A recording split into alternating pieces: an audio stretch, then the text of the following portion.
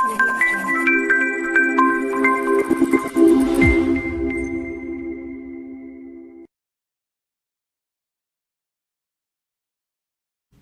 Friends, कैसे हो। मैं हूं हार्दिक पटेल, आपका आविष्कार अकेडमी में स्वागत करता हूं। चलो शुरू करते हैं आज का लेक्चर। तो आज के लेक्चर में हम क्या देखने वाले हैं, हम देखने वाले हैं बाइनरी ऑपरेशन। क्या देखने वाले हैं? Binary operation. अब बाइनरी ऑपरेशन क्या बोला, किसको बोला जाता है, कितने लोगों को पता है? तो मेरे ख्याल से किसी को पता नहीं होगा, क्योंकि हमने आज तक इसके बारे में सुना नहीं है।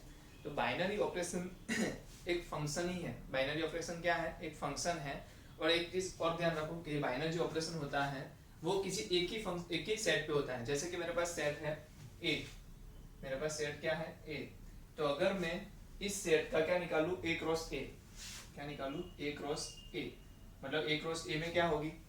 आपको पता है सबको कि ए क्रॉस ए में तो सर ऑर्डर पेयर्स होंगे, जो एलिमेंट्स कहां से होंगे? ए से होंगे। तो ए से निकल के ऑर्डर पेयर बना के मैं क्या करूं? ए क्रॉस ए निकालता हूं। तो मेरे पास क्या बनेगा? ए क्रॉस ए।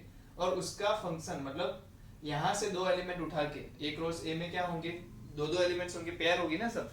तो अगर मैं दो एलिमेंट को उठा के उनके बीच में कोई क्या करता हूं, जैसे कि मैंने समेशन किया, मल्टीप्लिकेशन किया, माइनस किया या फिर डिवीजन किया, मतलब जो भी मैथमेटिकल हम एक्टिविटी करते थे वो सब चीजें अगर मैंने इसके साथ की, किसके साथ? इसमें से कोई एक एलिमेंट होगा, इसमें से कोई एलिमेंट होगा, उनके बीच में अगर मैंने क्या किया? प्लस किया, मल्टीप्लिकेशन किया और माइनस किया, तो उसके बाद जो आंसर आता है अगर वो क्या आ जाए? ए में आ जाए, उसका आंसर जो आए, मतलब इसका जो आंसर आएगा, जैसे कि मैंने बोला 2+3, 2+3 जो 5 है, तो अगर वो 5 भी ए के अंदर आया हुआ है, 5 भी अंदर ए के अंदर आया हुआ है, तो उस केस में मैं इसको क्या बोलूंगा? बाइनरी ऑपरेशन है, ऐसा बोलूंगा। क्या बोलूंगा?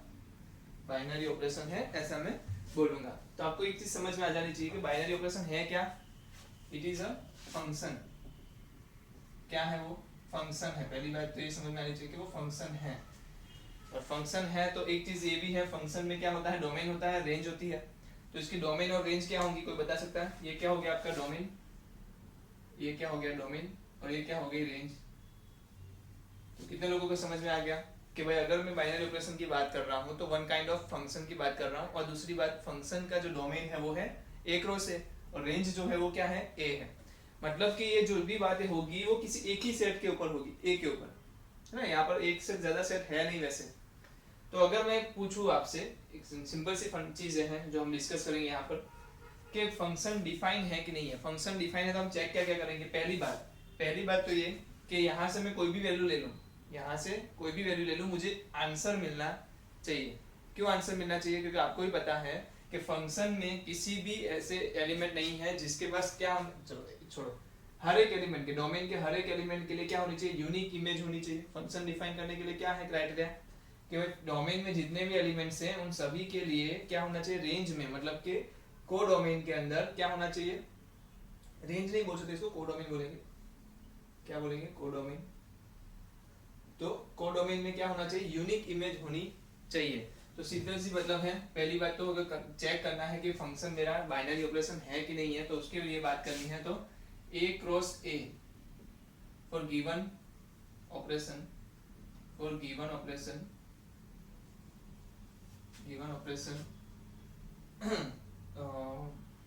मतलब हमें कोई ऑपरेशन दिया है तो उसके लिए हमारे अंदर अगर डोमेन में से कि एवरी एलिमेंट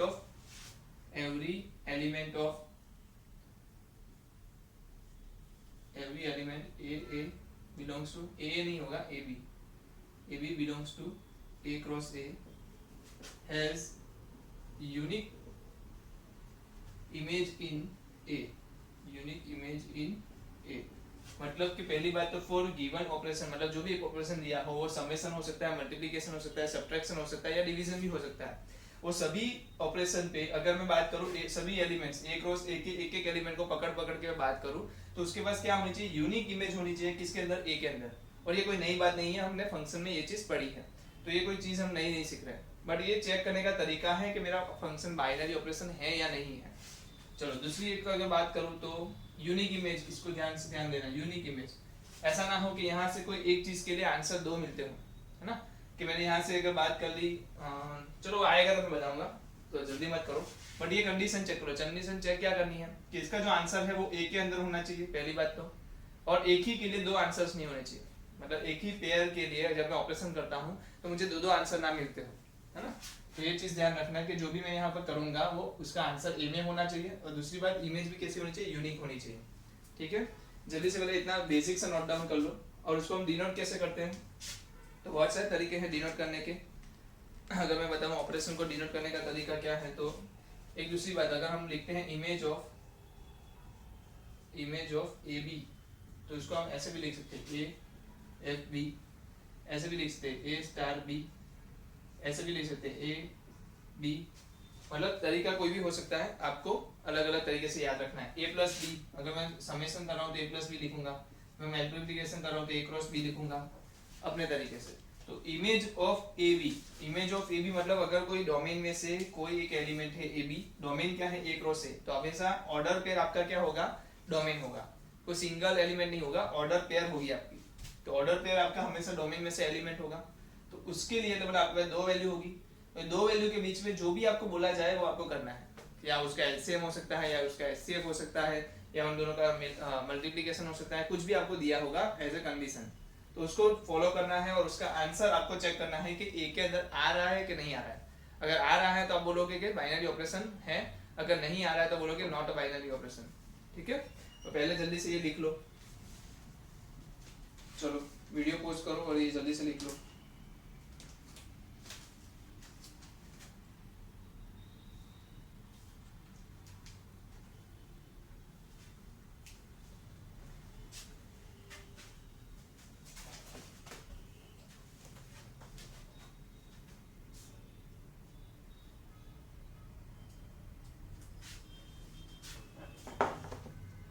चलो हो गया,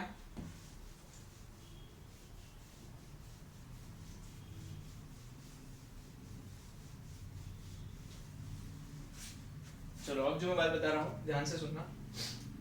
अब हम चेक करेंगे कुछ चीजें, जैसे कि मेरे पास सेट्स हैं, एक है n, फिर हमारे पास z, फिर है q, फिर r, फिर c। कितने लोगों को पता है ये सब? Natural number, integers, rational numbers, real numbers and complex numbers. तो ये जो है हमारे पास सेट्स अवेलेबल हैं। मैंने बोला था आपको कि जो मैं बाइनरी ऑपरेशन की बात कर रहा हूँ वो किसी सेट पे बात करूंगा, तो मेरे पास सेट्स अवेलेबल हो गए हैं। तो इसको मैं थोड़ा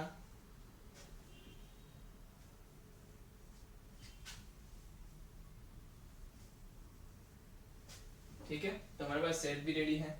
अब जो है ऑपरेशन कौन से होंगे, तो ऑपरेशन की बात करूं, तो ऑपरेशन की बात करेंगे तो मेरे पास पहला मैं लेता हूं एडिशन। क्या लेता हूं? एडिशन। कि भाई एडिशन है वो कहां पर बाइनरी ऑपरेशन होता है, कहां पर नहीं होता है। तो अगर आप मैं बताओ, देखो जब भी मैं बात कर रहा हूं एंड की, तो यहाँ पर फंक्शन मतलब बाइनरी ऑपरेशन जो मेरा प्लस है वो कैसे दिखेगा, पहले दिखा दो। प्लस कैसे दिखेगा? बाइनरी ऑपरेशन का सिंबल क्या है? प्लस। तो मैं फंक्शन को कैसे दिखा रहा हूँ? एफ या ऐसा कुछ नहीं लिख रहा हूँ, मैं प्लस लिख रहा हूँ।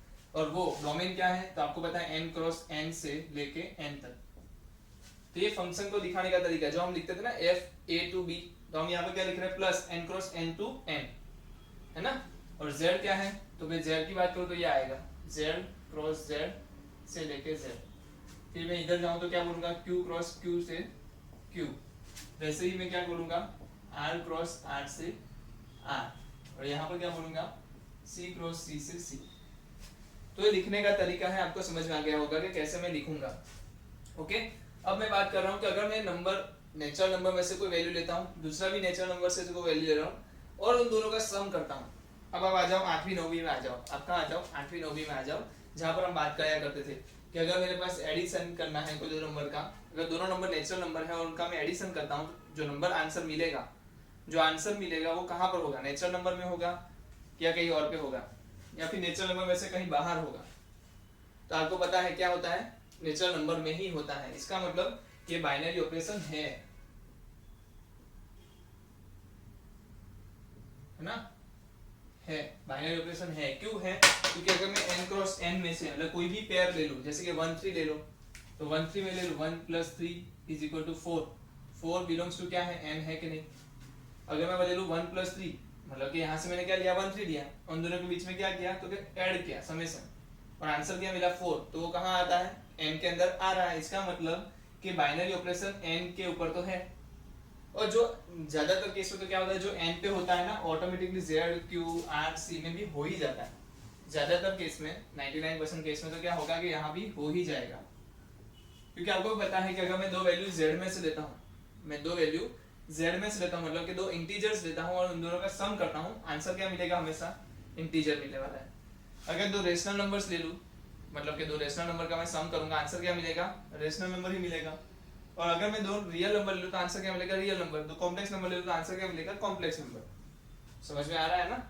तो इसी तरीके से आपको चेक करना है कि भाई जो भी मैं दो वैल्यूज ले रहा हूँ उसका जब मैं उसके ऊपर बाइनरी ऑपरेशन जो मुझे बोला गया है उसको मैं करूंगा तो आंसर क्या मिलेगा, उसी के अंदर मिलेगा कि नहीं मिलेगा। अगर उनके अंदर ही मिलता है तो आपको आंसर बोलना है कि बाइनरी ऑपरेशन है। अगर उसके बाहर का कोई मिलता है तो आपको बोलना है कि नहीं है। चलो इसके बाद आएगा मल्टीप्लीकेशन। क्या ले लूं है, मल्टीप्लीकेशन। मल्टीप्लीकेशन का सिंबल कैसा आएगा तो सबको पता है, ये वाला हो सकता है, ये तो डॉट भी हो सकता है, दोनों हो सकते हैं। तो चलो जल्दी से बताओ क्या आएगा मल्टीप्लिकेशन के लिए, क्या आएगा। तो आप भी बोल सकते हो कि दो नेचुरल नंबर का अगर आप मल्टीप्लिकेशन करते हो आंसर क्या मिलता है, नेचुरल नंबर। इसका मतलब ये नेचुरल नंबर में आएगा, जेड में भी आएगा, क्यू में भी आएगा, आर में भी आएगा, सी में भी आएगा, है ना। इसमें ज्यादा टाइम नहीं बर्बाद करेंगे, सेम एडिशन जैसी चीज है। और ये 8वीं 9वीं में आपने करके दिखाया है कि अगर मैं दो नेचुरल नंबर का मल्टीप्लिकेशन करता हूँ आंसर नेचुरल नंबर ही आता है। दो इंटीजर्स का अगर मल्टीप्लिकेशन करता हूँ आंसर मल्टीप्लिकेशन के बाद इंटीजर ही आएगा। अगर दो रेशनल नंबर मेरे पास है तो उसका आंसर भी रेशनल नंबर ही आएगा। तो ये बात हो गई किसकी, मल्टीप्लिकेशन की।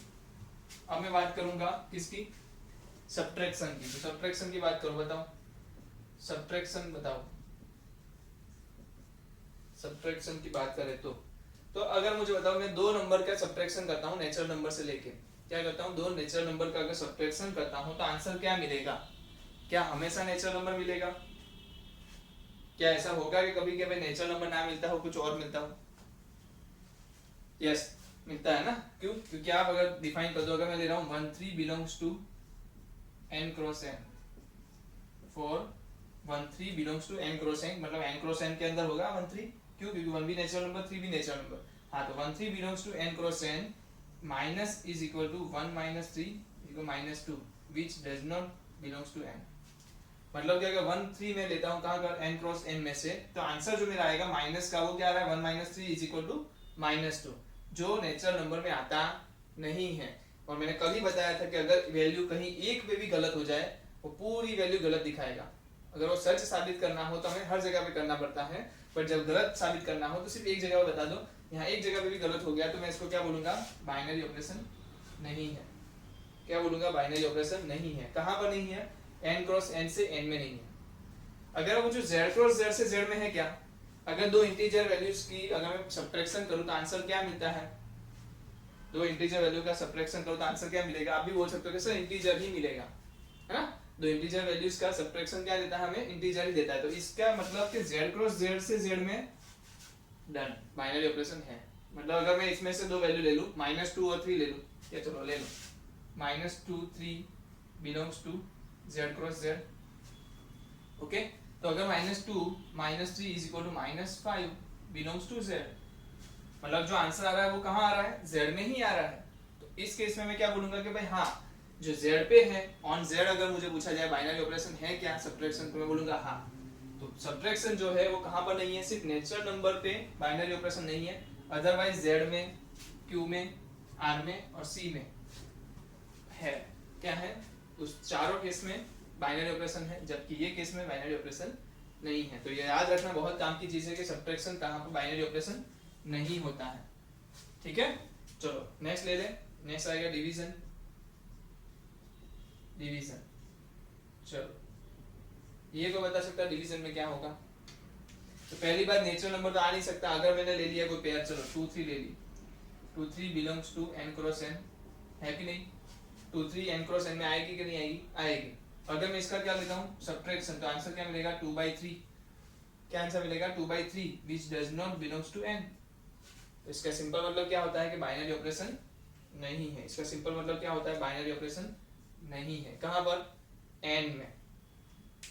आया ना समझ में। चलो बताओ z में होगा, सेम केस z में भी लिख सकता हूँ, सेम z में भी लिख सकता हूँ 2 3 belongs to n cross n, और नीचे क्या लिखूंगा 2/3 does not belongs to Z, Z आएगा ना, जेड क्रॉस जेड, तो 2/3 does not belongs to Z. तो यहाँ भी क्या हो जाएगा, आराम से आप बता सकते हो कि आंसर नहीं आएगा। हमें तो रिजेक्ट करना है, तब तो क्या है, कोई भी एक वैल्यू के लिए रिजेक्ट कर दो, पूरी वैल्यू के लिए रिजेक्ट हो जाएगा। यहाँ कोई बता सकता है, यहाँ कोई बता सकता है क्या आएगा, क्या है, क्यू है, इसमें तो डेसिमल नंबर सर आएंगे।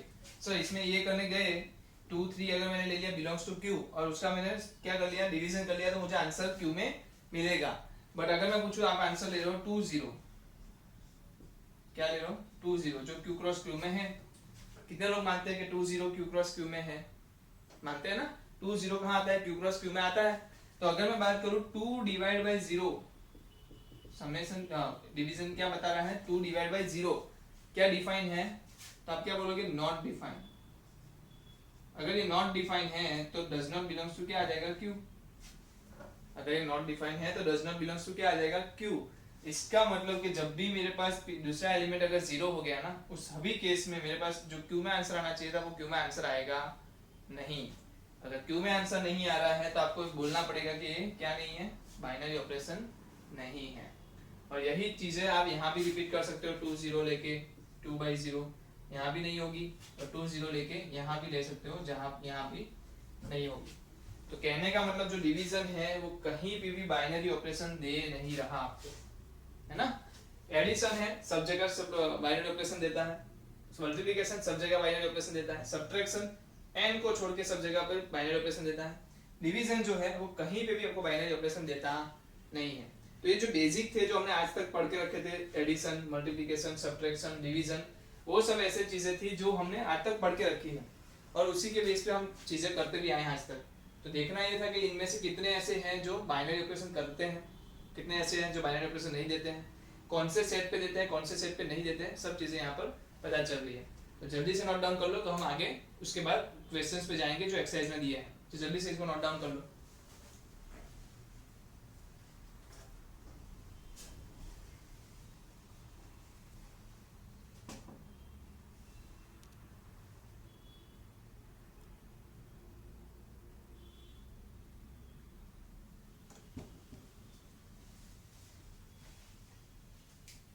चलो नोट डाउन हो गया, नहीं हुआ तो वीडियो पोस्ट कर दो, लिख लो।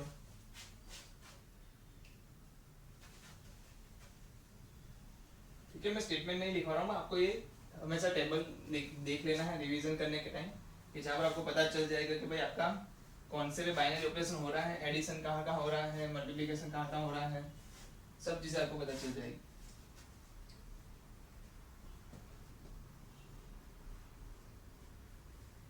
चलो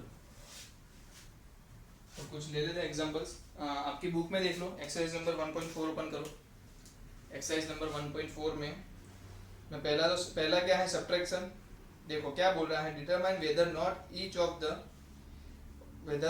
और not each of the definition of star. Star मतलब जो दिया है, डेल्टा स्टार, जो भी आप बोलो, star given below gives a binary operation in the event that star is not a binary operation, give a justification for this. मतलब क्या है कि नहीं है, अगर नहीं है तो क्यों नहीं है, ये आपको देना है। ठीक है। और दूसरा, पहली बात में देखूं तो जेड पे दिया है, ऑन जेड प्लस। देखो जेड प्लस को क्या बोला जाता है, मुझे कोई बता सकता है, जेड प्लस मतलब क्या होता है। अगर मैं बात करूं जेड प्लस की, तो उसमें आता है आपका natural number n। Z plus मतलब पॉजिटिव इंटीजर्स, और पॉजिटिव इंटीजर्स का सेट को क्या बोलते हैं हम, जेड प्लस बोलते हैं।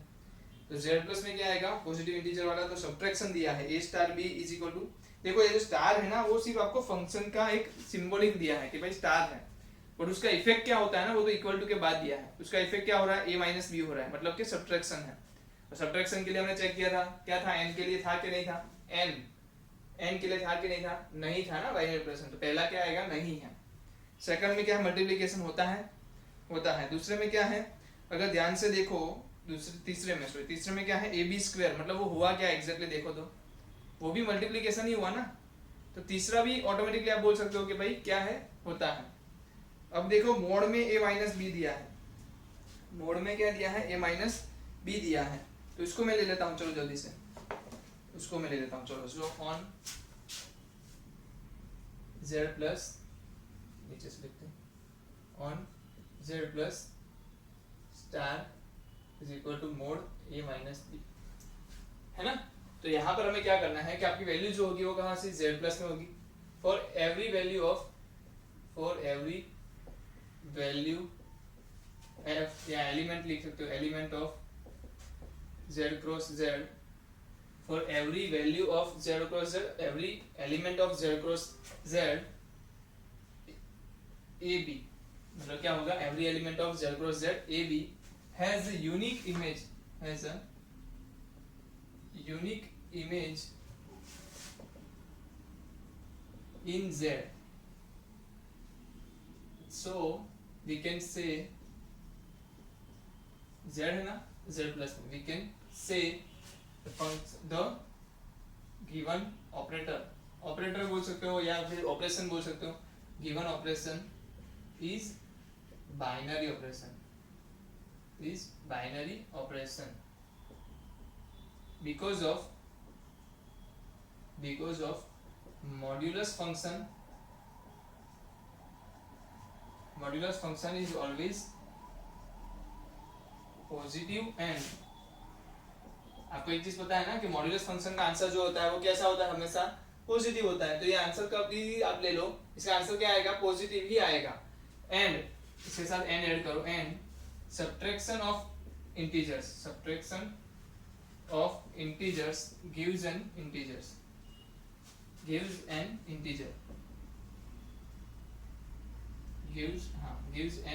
मतलब कि अगर मैं सब्ट्रैक्शन करता हूँ किसी दो इंटीजर का तो भी मुझे आंसर में क्या मिलता है, इंटीजर ही मिलता है। तो मेरा एक चीज तो तय हो गई कि अगर मैं a और b की वैल्यू इंटीजर में से ले रहा हूँ तो मेरा आंसर भी क्या आएगा, इंटीजर आएगा। और दूसरी बात, अगर आंसर माइनस भी हो गया तो मॉड्यूलस क्या करेगा, उसको संभाल लेगा और उसको क्या करेगा, प्लस कर देगा। इसका मतलब for every value of z cross z ab has a unique image in z plus, so we can say that the given operation is binary operation because of modulus function is always positive and subtraction of integers gives an integer। तो जो भी चीजें आपको पता है उसको एक अच्छे तरीके से लिख लेना है। तो ये हो गया आपका कैसे कि आपको प्रूव करके लिखना होता है, इस तरीके से आप लिख सकते हो, जनरल तरीके से आपको लिखना है ना। तो बाइनरी ऑपरेशन है। लास्ट क्या बोल रहे हैं हमें, लास्ट वाला कौन सा है, फिफ्थ वन, उसमें बोल रहे हैं a cross b is equal to a, मतलब अगर मेरे पास a b जो है, a क्रॉस b जो है इज इक्वल टू a होता है, तो पहले तो ये बताओ a होता कहाँ से, a बिलोंग्स टू क्या होता है, यहाँ क्या दिया है z प्लस, तो यहाँ भी a क्या होगा, z प्लस से ही होगा। b बिलोंग्स टू कहाँ से होगा, z प्लस ही होगा। तो ये बताओ a जो a आंसर आया वो कहाँ से आएगा, z प्लस से।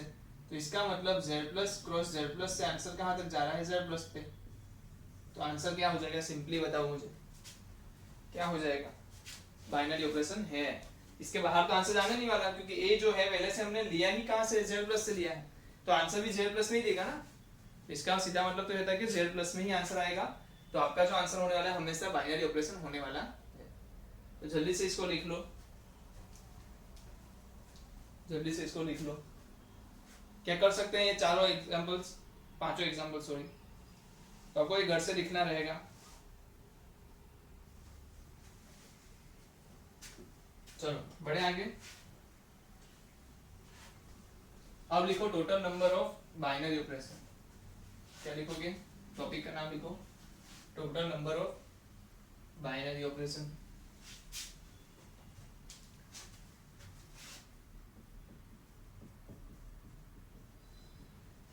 उससे पहले मुझे थोड़ा बहुत पूछना है कि अगर मेरे पास फंक्शन है a टू b, जिसमें a में क्या है, नंबर ऑफ a एलिमेंट्स है, b में क्या है, नंबर ऑफ b एलिमेंट्स है, तो total number of possible functions कितने होंगे, कितने लोग बता सकते हैं, total number of possible functions कितने होंगे, कितने लोग बता सकते हैं। देखो मैंने आज ये डिस्कस किया है कि नहीं किया मुझे नहीं पता, बट अगर नहीं किया है तो मैं आज तो करने ही वाला हूँ डेफिनेटली, पर कर लिया है तो आपको आंसर देना चाहिए मेरे ख्याल से। तो कितने लोग ऐसे हैं जो सोच पा रहे हैं कि total number of possible functions क्या होंगे।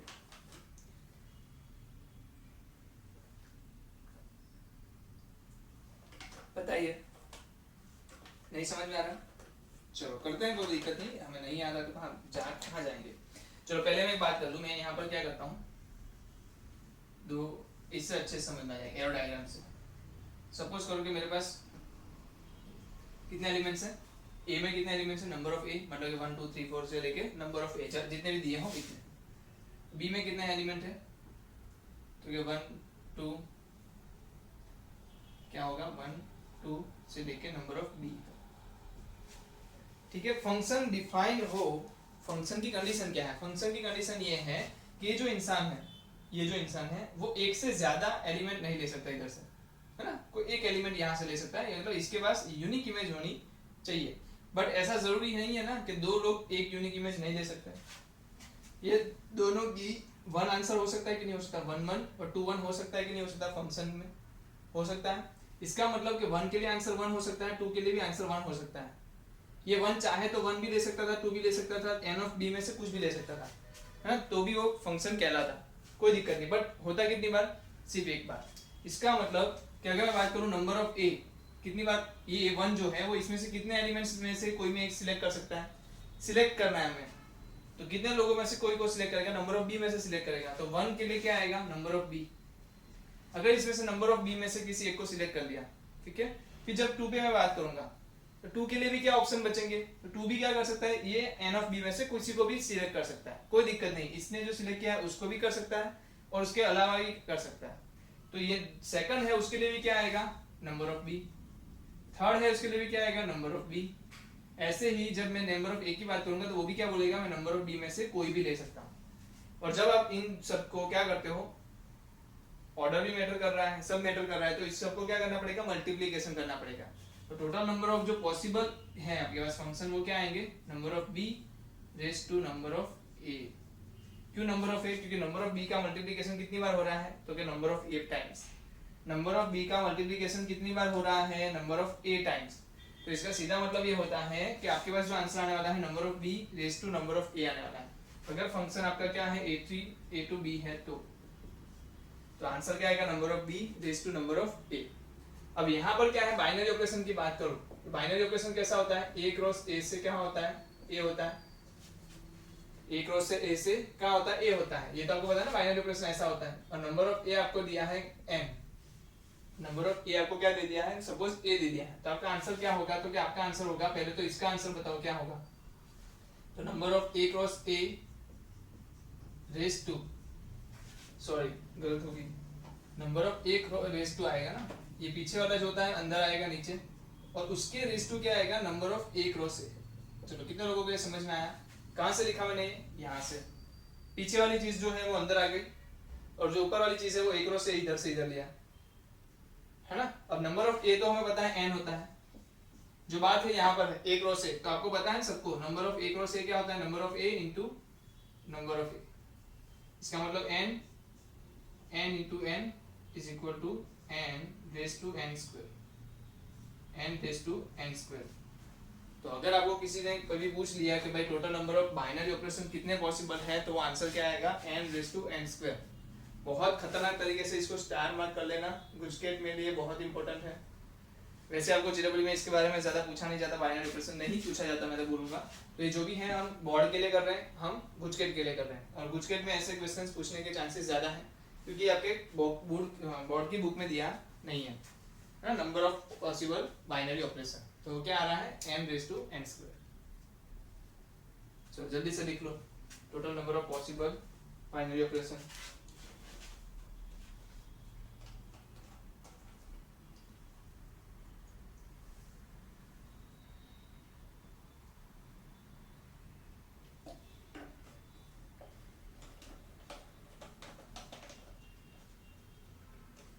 चलो बढ़े आगे।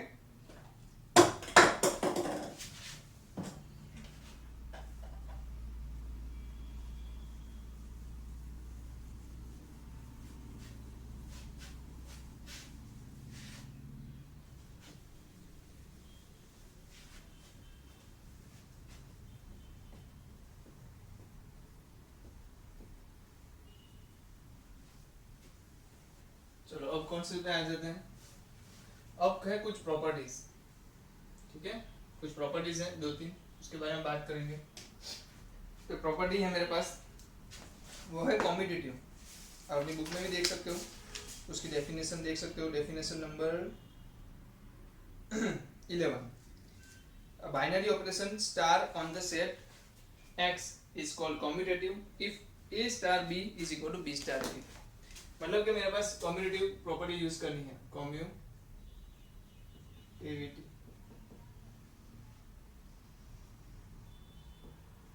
ठीक है, कम्यूटेटिव प्रॉपर्टी यूज करनी है। तो उसके लिए मुझे क्या करना है, सिंपल सा a star b is equal to b star a prove करना है। क्या प्रूव करना है, a star b is equal to b star a prove करना है। अगर ये प्रूव हो जाता है तो कम्यूटेटिव है। वैसे क्या आएगा, और एक आएगा एसोसिएटिव। उस केस में आपको क्या प्रूव करना है, तो कि a star b star c is equal to a star b star c ना। आपको क्या प्रूव करना है, a स्टार b, पहले a स्टार b कर लिया, फिर आपने स्टार c के साथ किया। यहाँ पर a को आपने ऐसे रखा, पहले b स्टार c कर लिया, फिर आपने a से किया। और ये दोनों में अगर आंसर आपके क्या आते हैं, सेम आते हैं, तो आपको क्या बोलना है कि आपका जो रूल है वो कॉम्पिटिटिव है, बाइनरी ऑपरेशन जो है वो कैसा है, कम्यूटेटिव है, और आपका जो बाइनरी ऑपरेशन है वो एसोसिएटिव भी है। ठीक है, कुछ एग्जांपल ले लेते हैं तो ज्यादा समझ में आएगा, बट हमको सिर्फ प्रूव क्या करना है, इस वाली चीज को प्रूव करना है। समझ में आ रहा है? चलो, तो हमारे पास कुछ एग्जांपल एक्सरसाइज ले लेते हैं। आप देखो सेकंड नंबर की exercise, question number 2, on z define a star b। तो ये होगा कब, ये हम कब चेक करेंगे, जब आपका फंक्शन जो गिवन फंक्शन है वो बाइनरी ऑपरेशन हो, तभी ये चेक करना है। अदरवाइज तो चेक करने की बात ही नहीं है, क्योंकि बाइनरी ऑपरेशन नहीं है तो उसको तो चेक भी क्यों करूं। तो पहला जो को फंक्शन गिवन होगा ये चेक करने के लिए वो हमेशा याद रखना बाइनरी ऑपरेशन फुलफिल करता होगा। तो मेरे पास फंक्शन है ऑन z, जहां पर क्या बोला है कि आपका जो a स्टार b है वो है a माइनस b। सही है, तो आपको एक चीज पता चल जाएगी, क्या पता चल जाएगी, जब मैं a स्टार b कर रहा हूं तो मुझे मिल रहा है a माइनस b। अगर मैं इसको क्या लिख दूं, माइनस b माइनस a, लिख सकता हूं कि नहीं लिख सकता, माइनस b माइनस a लिख सकता हूं कि नहीं लिख सकता, लिख सकता हूं। दूसरी बात आपको क्या पता है, b star a is equal to क्या है, b star a is equal to क्या होगा, क्या होगा, b माइनस a होगा ना। तो एक चीज पता चलेगा, b माइनस a यहाँ भी है, यहाँ भी है, तो आप यहाँ क्या लिख सकते हो, a star b is equal to minus b star a। कितने लोगों को ये समझ में आया कि मैं a स्टार b को क्या लिख सकता हूँ, माइनस b स्टार a लिख सकता हूँ, कैसे, इस तरीके से। इसका मतलब कि a star b not equal to क्या आ जाएगा, b स्टार a। इसका मतलब कि क्या आ जाएगा, नॉट कम्यूटेटिव। समझ में आया कितनी आसानी से हमें करना है, बस इतना दिखा दो, उसके बाद देख लो कि a star b not equal to b star a, so given binary operation is not commutative, given binary operation is not commutative, है ना। तो यही चीज थी सिंपल सी। अगर मैं इसकी बात करूं a स्टार b, तो इसमें ले लेते हैं a star b star c is equal to a minus b। पहले क्या हो जाएगा, a माइनस b हो जाएगा, स्टार c होगा, तो आंसर क्या आएगा, a minus b minus c। जबकि बात करूं मैं a star b star c की, तो इसमें क्या आएगा, b स्टार c पहले हो जाएगा, तो a स्टार इधर आएगा b माइनस c। और दूसरी बार में जब मैं करूंगा तो a माइनस b और ये माइनस माइनस प्लस c हो जाएगा। तो आप बोल सकते हो कि ये दोनों क्या है, सेम नहीं है, a star b star c is not equal to a star b star c है। अगर दोनों सेम नहीं है तो क्या बोलोगे, the given binary operation is not a associative. समझ में आया है, सिंपल, कोई भी कर सकता है इसको, कितने लोग कर सकते हैं इधर से, है ना। सिंपल, सिंपल ही है, एकदम सिंपल है, सच में बोल रहा हूँ एकदम सिंपल है। चलो जल्दी से मैं 2-3 और एग्जांपल ले लेता हूँ आपकी बुक से ही, पहले इसको लिख लो, लिखना चाहते हो तो, या फिर आप खुद से भी घर से कर सकते हो। चलो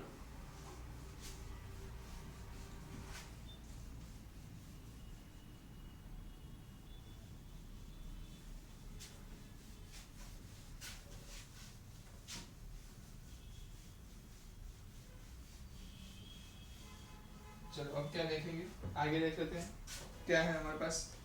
ab प्लस 1 क्या आएगा, ab प्लस 1 आप देख के ही बता सकते हो। ab को अगर मैं उल्टा कर दूं, अरे a की जगह पे b लिख दूं, b की जगह पे a लिख दूं, तो आंसर क्या आएगा, सेम टू सेम आएगा। तो कम्यूटेटिव है कि नहीं है, कम्यूटेटिव है। अब देखना है हमें एसोसिएटिव की बात करते हैं, एसोसिएटिव में होगा कि नहीं। देखो आपको मल्टीप्लिकेशन दिख जाए, एडिशन दिख जाए, आपको बिना कुछ सोचे आपको बोल देना है कि ये फंक्शन क्या है, एसोसिएटिव भी है और कम्यूटेटिव भी है। ओनली हो तो, ओनली मतलब मल्टीप्लिकेशन, थर्ड में देखो ओनली मल्टीप्लिकेशन है, तब बोल दो वो कम्यूटेटिव भी है एसोसिएटिव भी है। तीसरा है पावर में है, बट पावर में भी क्या है, मल्टीप्लिकेशन है। दूसरा क्या पावर में है, पर पावर में है क्या, ऊपर जाके मल्टीप्लिकेशन ही है ना, तो उस केस में भी क्या होगा, कम्यूटेटिव भी होगा और एसोसिएटिव भी होगा। फिर तीसरे में देखो तो a divide by b plus 1 है, तो उस केस में तो दोनों नहीं होंगे। क्या नहीं होंगे? दोनों नहीं होंगे। फिर हमारे पास है z प्लस, तो उसमें भी नहीं होने वाला क्योंकि a रेस टू b दिया है। अगर मैं उल्टा करूंगा तो क्या हो जाएगा? b रेस टू a हो जाएगा, तो उस केस में भी आपका आंसर नहीं होने वाला। हाँ, एसोसिएटिव चेक करना पड़ेगा कौन से लिए? सेकंड और फोर्थ के लिए, सॉरी फिफ्थ के लिए। मैं सेकंड में ले लेता हूँ ab प्लस 1, ab प्लस 1। तो पहले क्या करें? a star b star c कर दूं। a star b star c करूंगा तो a स्टार तो इधर रहेगा, b स्टार c क्या आएगा?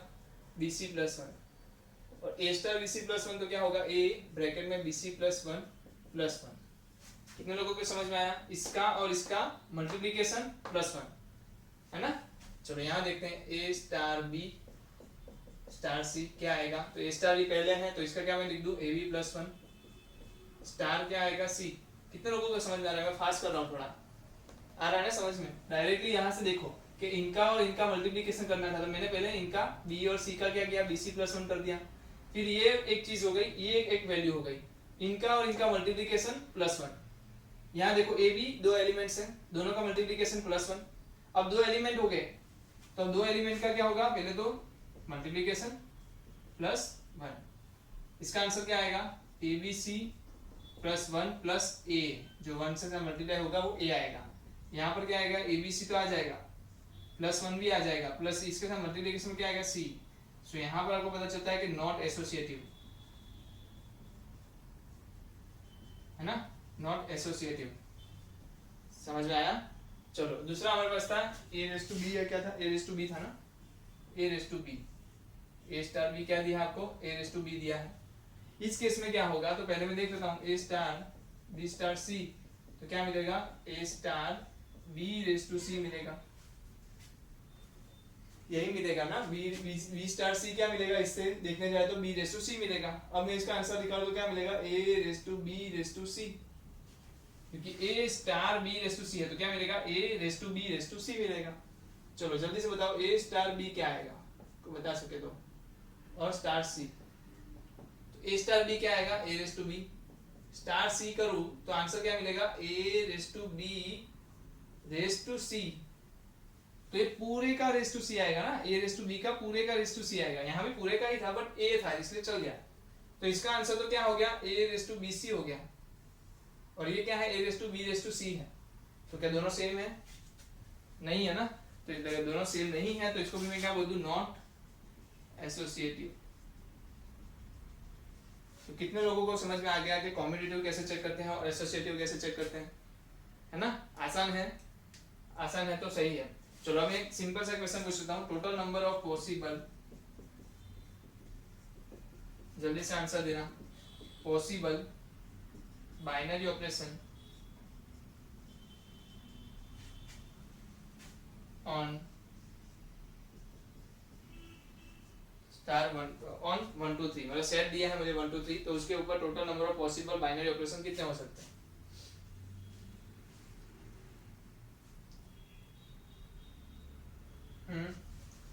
थ्री रेस टू टू, क्योंकि आंसर क्या है? n रेस टू स्क्वायर, मतलब n raise to n square, तो 3 raise to 3 square, 3 raise to 9, 3 raise to 9 जो भी होता है वो आंसर होगा मेरा, है ना। 3 रेस टू 4 क्या होता है, कोई बता सकता है?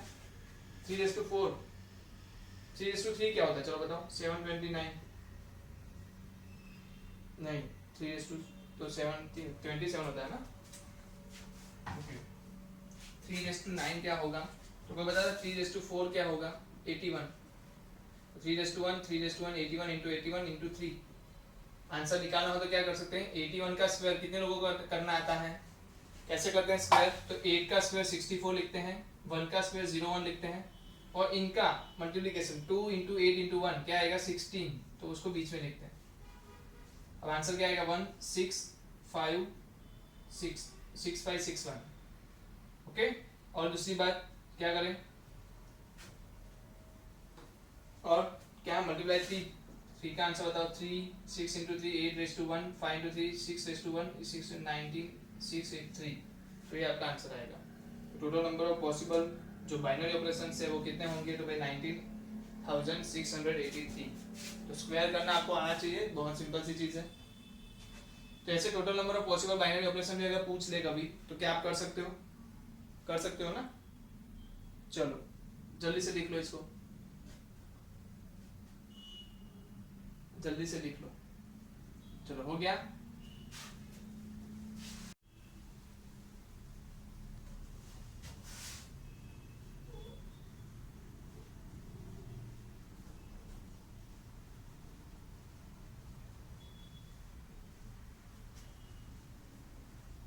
चलो कुछ questions, A divide by B plus one वो नहीं होने वाला, आप देख लेना एक बार सेकंड क्वेश्चन। तो आप देख सकते हो और कौन सा क्वेश्चन है। तो एक्सरसाइज 1 और 2 आपको करनी है। 1.4 में क्वेश्चन 1 और 2 आपको गढ़ से लिखना है, ठीक है।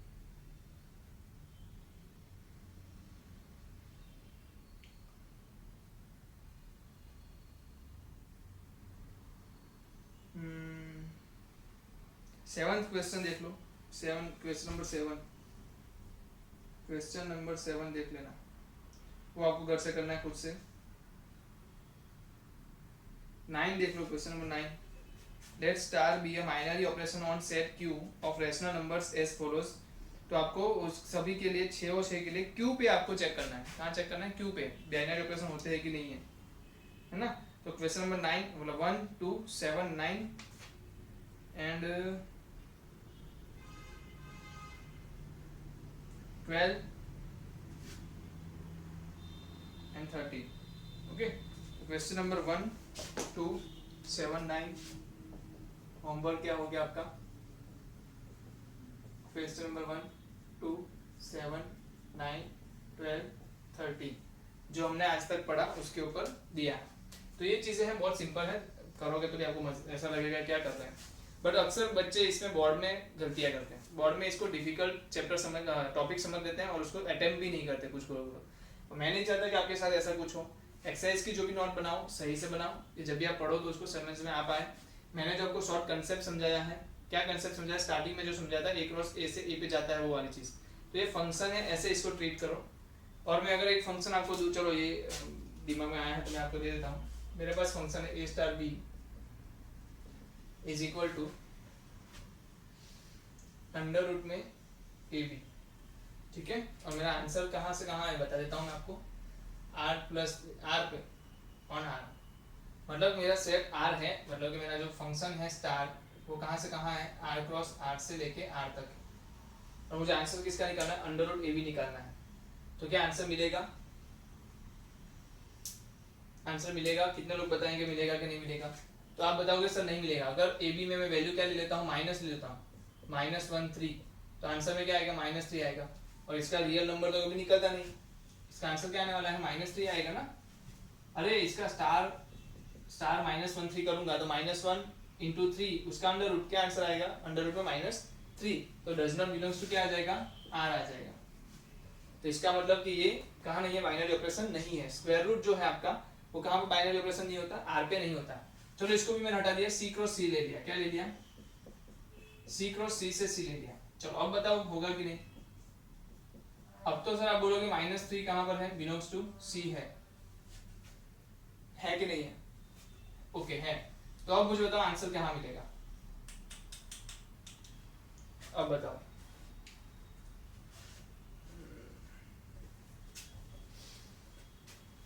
तो आप चेक करना, कॉम्प्लेक्स नंबर आपने पढ़ा होगा, कॉम्प्लेक्स नंबर में स्क्वायर रूट निकालना भी आपको आता होगा, है ना। तो आप एक चीज चेक करना, दो ये कल के लिए मैं होमवर्क दे रहा हूँ, 2 कॉम्प्लेक्स नंबर लेना, square root of 2 complex number आप निकालना। अगर उसका आंसर क्या आता है वो भी मुझे बताना, है ना। कल एक कोई भी आपके मन से रैंडमली आप क्या ले लो, 2 कॉम्प्लेक्स नंबर ले लो और उसका स्क्वायर रूट निकाल के लाओ। स्क्वायर रूट निकालने के बाद आप चेक करना कि वो बाइनरी ऑपरेशन होता है कि नहीं होता है। मतलब आपको एक कल बताना है कि जो मैंने फंक्शन लिखा है क्या, a star b is equal to under root A B, a star b is equal to under root A B, c cross c से c पे क्या होता है। मैंने आंसर नहीं दिया आपको, होता है या नहीं होता है मुझे नहीं पता, आपको बताना है कि c क्रॉस c से लेके c पे जाओगे तो क्या वो बाइनरी ऑपरेशन होता है या नहीं होता है। तो होमवर्क में ये क्वेश्चन के साथ साथ ये भी ऐड करो, बहुत इंपॉर्टेंट चीज है, गुजकेट में पूछने लायक चीज है ये, गुजकेट में पूछ सकते हैं, है ना। तो जल्दी से लिख लो इसको। चलो लिख लिया। बस तो अभी कल का ही एक टाइम है, कल हमारा ये चैप्टर कंप्लीट होगा। फिर मिसलेनियस एक्सरसाइज में ऐसा बोलूंगा, कल कौन सा दिन है मेरे पास, ट्यूसडे है ना, तो वेडनेसडे। ओके, वेडनेसडे आप क्या करोगे, वेडनेसडे आप, और एक चीज, आपका जो संडे एग्जाम रहेगी, मैंने उसमें सिलेबस आपको क्या बोला था, वैसे देखने जाए तो मैंने बोला था सिलेबस आपको, सिलेबस बोला था रिलेशन, डोमेन एंड रेंज। उसमें थोड़ा मॉडिफाई कर देना अपने हिसाब से, ठीक है। मॉडिफाई ये करना है, बाइनरी ऑपरेशन भी रहेगा उसमें, क्या रहेगा, बाइनरी ऑपरेशन भी रहेगा। वैसे इसमें से क्वेश्चंस कम आते हैं तो ज़्यादा मैं इसमें दिक्कत नहीं कर रहा, बट बाइनरी ऑपरेशन भी उसके पास पार्ट पे रहेगा। तो डोमेन एंड रेंज, कौन सा सिलेबस, संडे एग्जाम क्या आएगा, डोमेन रेंज, फिर क्या था, रिलेशन, और क्या आएगा, बाइनरी ऑपरेशन।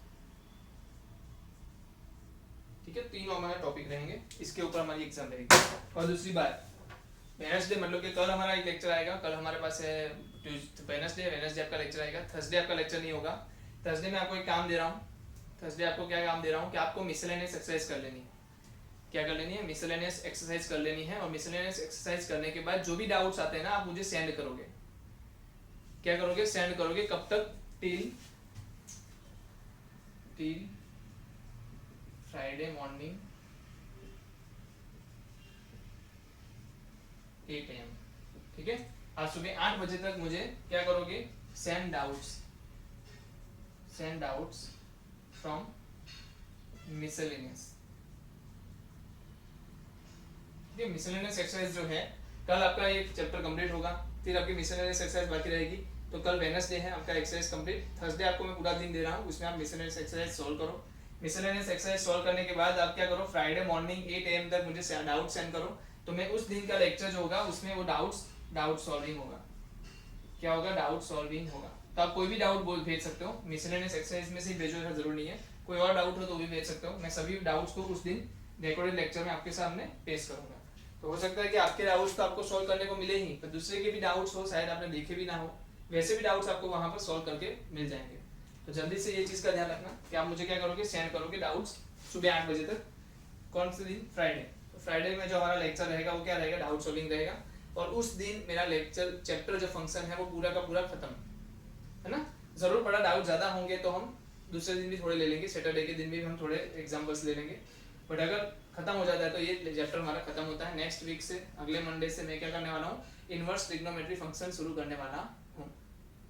तो मैं क्या, आप बताओ, जिस तरीके से आप मुझे मैसेज भी कर सकते हो कि मैं ये रखूँ या पूरा फंक्शन रखूँ, मैं आपके ऊपर छोड़ता हूँ। अगर आपको पूरा फंक्शन रखना है तो आप मुझे मैसेज करो, तो मैं पूरा फंक्शन का भी टेस्ट रख सकता हूँ, या फिर उसको नेक्स्ट वीक में लेते हैं। एक काम करते हैं, नेक्स्ट वीक में लगते हैं इसको, अभी इतना ही है, ठीक है। नेक्स्ट वीक में हम क्या करेंगे, पूरा फंक्शन का एक चैप्टर लेंगे। तो अभी ये आप नोट डाउन कर लो। तो हम मिलते हैं कल फिर से, तब तक के लिए अलविदा।